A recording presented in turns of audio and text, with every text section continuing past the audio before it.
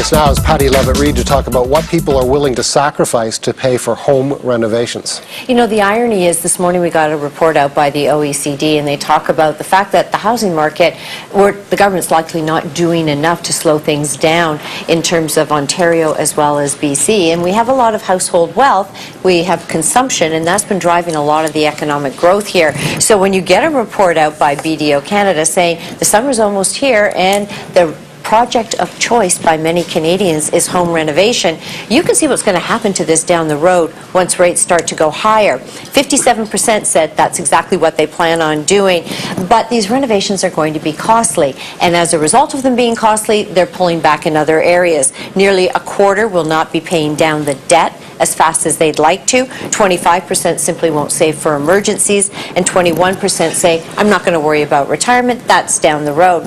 Now, when you look at the 43% of those surveyed, they said they were taking on debt, and it's going to take them 2.5 years to pay that debt off. 2.5 years, I've already forgotten about the renovation. I'm on to the next one. Now, the average spend across the country, $16,439. I'll throw out this one last number. Albertans actually plan to spend the most, and maybe that's a bit of the rebound that we're seeing in the resource sector. They plan on spending, in terms of home renovations, $22,586. The lowest in the country, Saskatchewan and Manitoba. It's interesting, I was about to say that a function of a red-hot housing market is the renovation market. When homeowners cannot buy a larger home, they may choose to spend a lesser amount of money on making their existing home bigger or more desirable. Alan, do you have conversations about clients on whether or not they should, for instance, sell down their portfolios, liquidate some of their holdings in their portfolios to pay for a home renovation?